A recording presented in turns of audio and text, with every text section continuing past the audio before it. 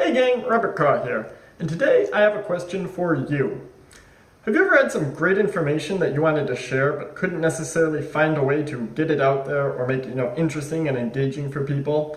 Especially if you were trying to do some sort of oratory presentation, like public speaking, or maybe you got up in front of people and tried to pitch an idea, something of that nature. You could have done this, for school, work, or even for fun. Maybe you have a podcast, maybe you have run a YouTube channel like this one, something of that sort. Well, I personally had this problem and it was really bothering me. Honestly, it was embarrassing. I don't know, it was, I have a speech impediment, and every day I have to record myself speaking for about 15 to 20 minutes a day, and then, go back, watch the tape, and analyze it. Well, so I sort of, I have to do this anyway, and I thought it would be fun to discuss books, review books, talk about books I like, maybe give you some ideas of things you might want to read. However, I sort of didn't know how to present this in a good, concise manner that was, engaging or interesting, and basically these turned out to be me rambling for about 15 minutes. It was embarrassing, like I said. I was kind of ashamed of it, and I don't know, it was really stressful. I don't think a lot of people liked it either. So, I had two choices, basically. Quit doing this, or kind of figure out how to do it the right way. And I tried to figure out, just on my own. I watched a lot of YouTube channels, I read some blog articles, things like that. Just couldn't get the hang of it.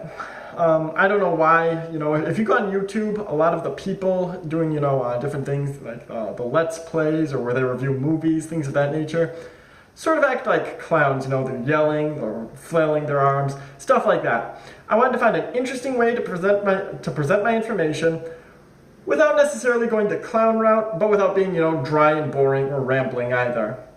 So what I ended up doing was I went to the bookstore and I picked up this little bad boy called Presentations, and it is by the Harvard Business Review. This is a very short book, about 83 pages, and it's kind of pricey for what you get. It's 12 bucks, I believe, is what I paid. I'm in Vietnam, so it's a little more expensive here than it would be in America or, in Europe. With that said, though, this book, even with the price tag and even, the short length, I thought it was amazing, and took me about an hour and a half, 2 hours to read, go through take notes, kind of analyze what they're talking about. My presentation skills have gone up a lot just from that, 2 hour and $12 investment. We're going to kind of get into why I liked this book. I'm not going to, drag this out for too long. We're going to try and make this video about 5 minutes total. And there are three main things that I really enjoyed about this book. The first is that it is concise. Like I said, it's 83 pages of actionable information. Every page is, I hate to use this term because it's a little silly, but sort of jam-packed with information without ever being too cluttered. There are a lot of books about public speaking out there. When I went to the bookstore, there were three that really stood out and I wanted to read. However, they were sort of long, and I would rather read something that's 83 pages where I can get proficient at a skill than sink into something that's 300 pages and sort of dense and where it's going to take me a long time to learn stuff. The other three books that I saw were a Brian Tracy book. There was a book called Talk Like Ted, and there's one I think something like Present to Win or Persuasive Presentations. Those books all looked great, except they were really, really long. Each one was about 250 to 300 pages. And like I said, that's great for more advanced stuff, but if you just want to kind of learn how to convey a message, get it out there, and become proficient at public speaking, and this would be my recommended book. I have another book I picked up the Talk Like Ted book, and I'm working my way through it. But honestly, just for the raw information and getting your learning how to get your message out there, this is the title of choice. Like I said, it gives you basically every page is. I'll just show you a little bit. I'm gonna have an accompanying blog post where I'll have some more pictures. Just sort of bullet points. It gives you the outline of how to present. It gives you some key ideas. And it just tells you, how to go through, your opener, how to keep people engaged, how to give your main points, and then how to close and have a call to action. And you're going to see sort of all of that in this video. The second reason, I have to look at my notes quick because we talked a little longer about this than I thought we would about the first part, would be the fact that this was a lot of sort of what I would call general information. This isn't, how to sell, this isn't how to be a YouTube star. Like the Talk Like TED book is specifically about, how to present like a TED speaker. This is a book that is pretty much applicable to almost any situation. In fact, most of what the book goes over is sort of stuff like how to give a presentation for maybe a meeting, how to, talk to your employees, how to, maybe sell some stuff, things like that. It's general stuff. It's not, specifically for maybe a TED Talk. It's not specifically for selling cars. It's not specifically for entertaining people on YouTube. And I thought that was great because, like I said, you might have a different need than I do, but the book can still help. Maybe you have to give, a school presentation.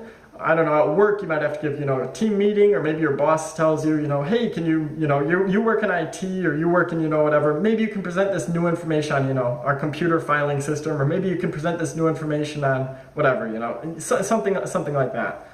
So I like that, the sort of general information. It's applicable, like I said, YouTube, recreation, stuff like that, SoundCloud, whatever, business stuff, work, or, academics. That was to me great, and the other books are more specific about just sales and stuff. Personally, I would rather learn my information in a general sense than to put it all into one specific skill that might not necessarily translate to every format. The third thing that I enjoyed about this book, and this might sound a little weird, was actually the fact that it cost $12 for this book and the fact that I had to buy it. This is something a lot of people ask me about why I buy a lot of books. And then we're going to go into a little psychology and science here for a moment. And this will, while I'm talking about myself, it's actually applicable to you as well. And it's probably a reason that you do a lot of things without necessarily realizing why you do them. When you buy something, you make an investment in it. And when you make an investment in something, you kind of want to see positive returns. You want your rate of return to be better than what you put in. When something is free, you do not make an investment in it.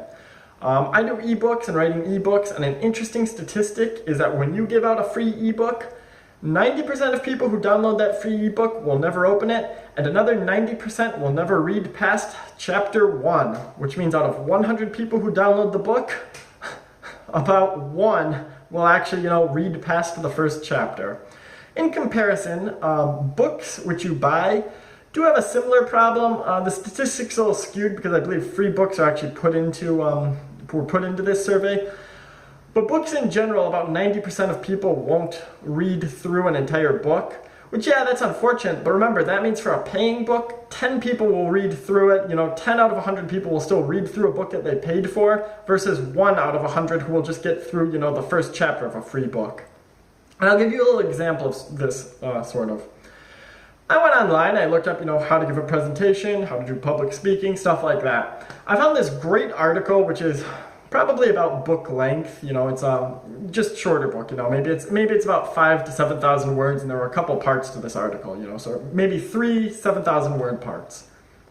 Well, that was great. So I bookmarked it. I was going to read this. Problem was, I bookmarked this and was going to read it last week. It is Wednesday now, the following week. Still haven't gotten around to checking back at that URL. And you know why? Because I have no actual investment in it. Something I saw, went, oh, neat, bookmark, and there's no reason to, pursue it further. There's nothing at stake. In comparison, this book I paid for, so, I kind of had a vested interest in it. I wanted to read it, wanted to find out what's going on. If I had just thrown it on my desk and, every time I walked past, I'm like, oh, there's $12 I wasted. So, it kind of, made me want to read the book instead of, just being like, well, I threw away money for nothing. And this is applicable to you as well. You might have trouble sometimes reading blog posts or reading articles, maybe, podcasts, YouTube videos, books you get from the library, books you find for free on, Project Gutenberg, or on Amazon has those, daily deals where a book is, just given away. Chances are, statistically speaking, you probably don't read those either. And even if you want to learn a skill, let's say public speaking, or you want to learn something like that, if you're just trying to find free resources on it, there's a good chance you'll never actually implement what you learn. So whatever it is, be it, public speaking, maybe you want to learn, karate, I don't know, you want to learn how to run a business, something of that nature. It is actually statistically proven that it is better to buy a book or buy a product about it and follow through with actually reading it then, and because you'll follow through with actually reading it then, if you just went to, whatever, Project Gutenberg and you download a book, or you went on Pirates Bay or some torrent site and downloaded it illegally. I don't know what the statistics for that are, but I'd imagine books downloaded illegally or books pirated are even less read than, books that were, obtained for free, library, free giveaway, things like that. So the 3 reasons I enjoyed this book, wrapping this sort of up now, would be, the length. It took 2 hours basically to read and take notes on, and my presentation skills went up a lot. I'm gonna link this, I think I mentioned this earlier, to a blog post. I might throw in the first video I ever did, and you can see kind of how much my presentation skills have changed. I could even throw in the video from last week, and you'll see how much I grew sort of as a presenter from, last Sunday to today, Wednesday, so in 3 days. Secondly, I enjoyed the fact that this is general information and you can apply it to pretty much anything, be it, doing a school assignment where you might have to, present on, I don't know, Lewis and Clark or something, to maybe work, to entertainment stuff like this video. And you can even put it into, sales and things of that nature. If you I don't know, wanted to do a video sales letter or something like that, you could buy this book, spend the $12. If you have a $20 product that you're doing a video sales letter for, you paid for the book yourself in one sale.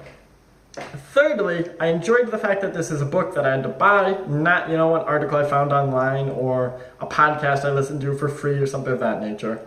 And the reason was because, I actually had to read it then, and I actually had a vested interest in taking the information I paid for and seeing it work in a positive manner. I'm gonna look at this one more time quick, just to kind of see what my closing thing was. And I would say that wrapping this up, basically, maybe you don't know anything about presentations, maybe you're a bad presenter, maybe you get nervous, maybe you just ramble a lot. If you have those problems, or, this is, like I said, it's a small book, you could put this in your bag or something. If you're a presenter who's even pretty good, but just wants to, brush up, or, maybe see if there are some new tricks, or maybe there's something you're overlooking when you give your public speeches, this is a great book for you. It's short, you can take it with you wherever you go. There's a lot of good stuff in here, you're going to learn a lot of stuff. It's put in a very easy to read format with a lot of bullet points. There's even some, I'll see if we can find one quick. There's even some charts and graphs and visuals in here. I'm not seeing one at the moment, so I'll just leave that. But you're gonna get your money's worth from it. Great investment, like I said, you have work, you have school, whatever. You're gonna get a lot out of this book. It's called Presentations. It's by the Harvard Business Review. I'll just hold it up again because I think the cover looks kind of cool. And $12 I think on Amazon. You can probably find it otherwise if you want. The library might have it for free. Something like that, Highly recommended if you want to do some public speaking. Until next time, this is Robert Kaw, and if you liked this video, feel free to subscribe because these presentations are going to get better and better throughout the year. So I look forward to sharing more books with you, and see you around.